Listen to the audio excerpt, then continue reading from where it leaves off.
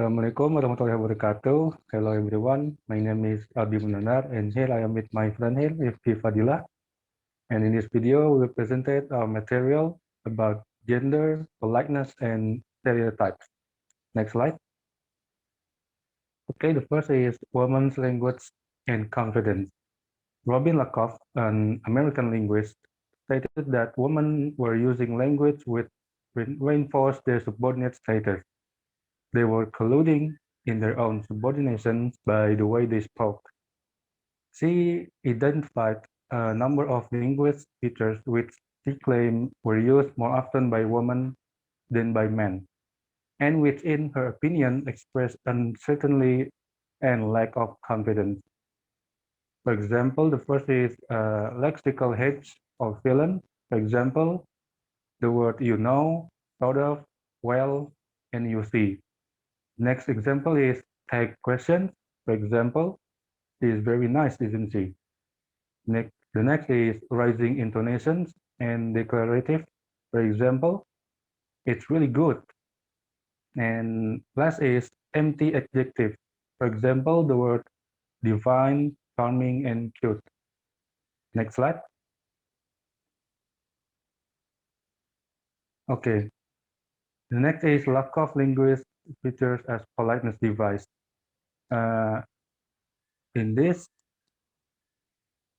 we can look to the example here. The tag question is a synthetic device led by Lakoff, which may express essentially as example illustrated. Susan is uncertain about the date, and she indicates this with a tag which signals a doubt about what she is asserting. This tag focuses on referential meaning of Susan's assertion, the accuracy of the information she is giving. But tags may also express effective meaning. They may function as facilitative or positive politeness devices, providing an addressee with an easy entry into a conversation. Next slide.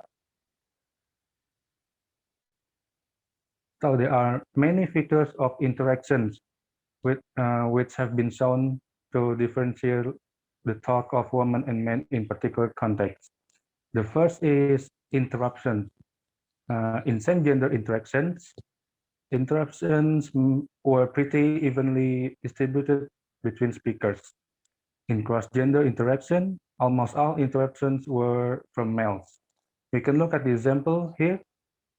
It has been found that the men interrupt other more than women do. Women are evidently socialized from early childhood to expect to be interrupted. Consequently, they generally give up the floor with little or no protest. Next. Okay, the next is feedback. Another aspect of the picture of women as cooperative conversationalists is the evidence that women provide more encouraging feedback to their conversational partners than men do. We can look at the example here. The American studies of informal speech, as well as talk in classroom and under laboratory conditions, have also demonstrated that women typically provide significantly more encouraging and positive feedback to their addresses than men do. In general, then research on conversational interaction reveals women as cooperative conversationalists, whereas men tend to be more competitive and less supportive of others. Next slide.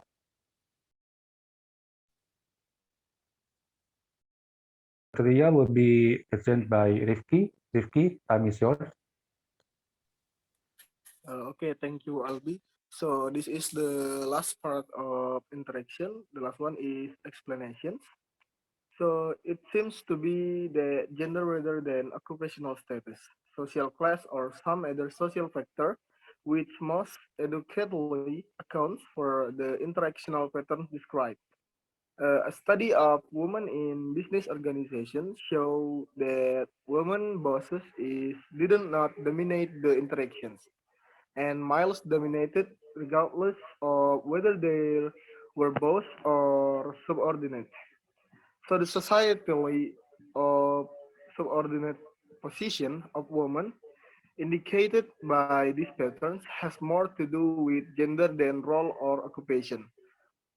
So for this, at least women's subordinate position in a male-dominated society seems the most obvious explanatory factor. Next.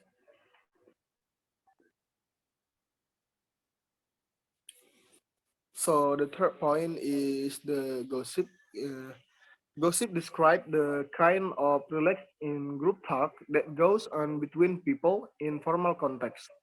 In Western society, group is defined as idle talk and considered particularly characteristic of women's interactions. Its overall function for women is to affirm solidarity and maintain the social relationships between the women involved.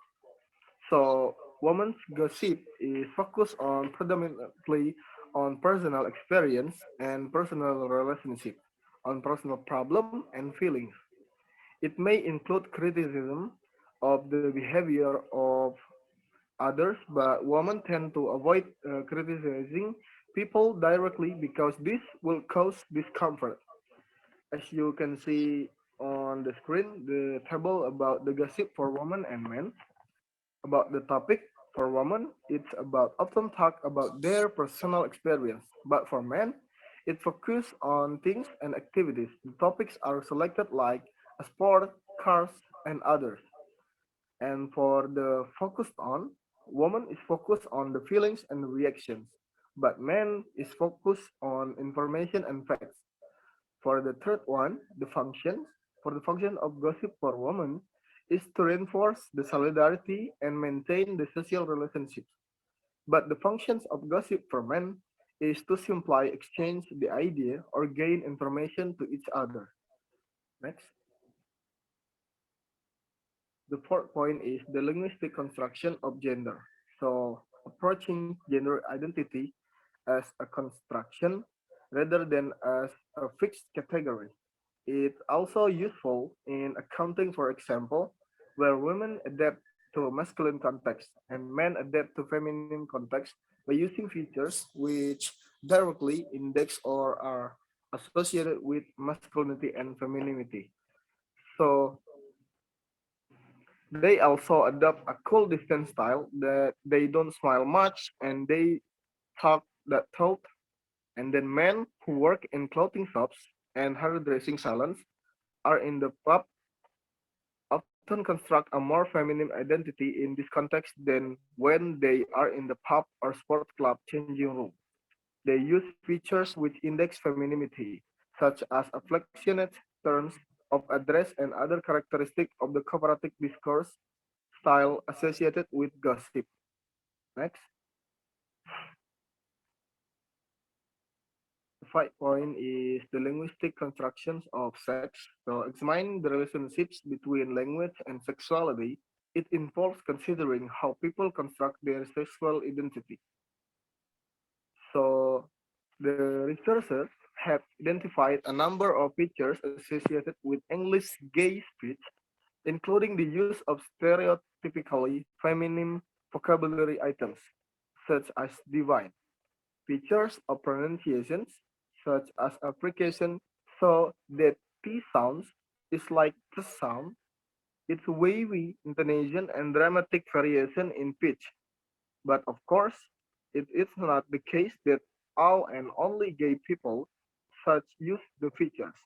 So moreover, many of these features prove that be ephemeral since they are based on the speech of people from particularly social, regional, and ethnic background at a particular point in time.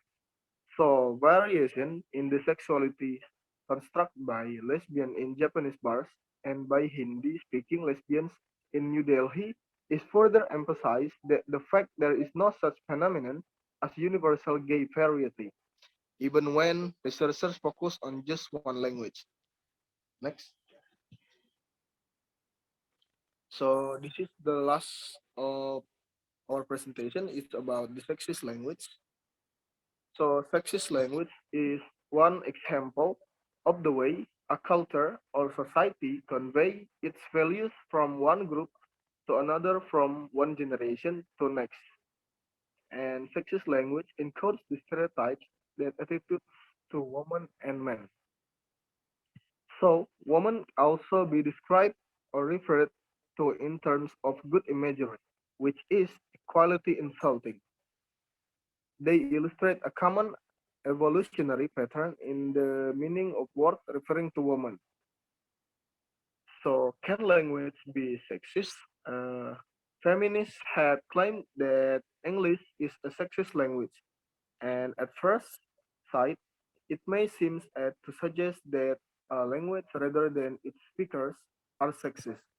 So sexism involves behavior which maintains social inequalities between women and men.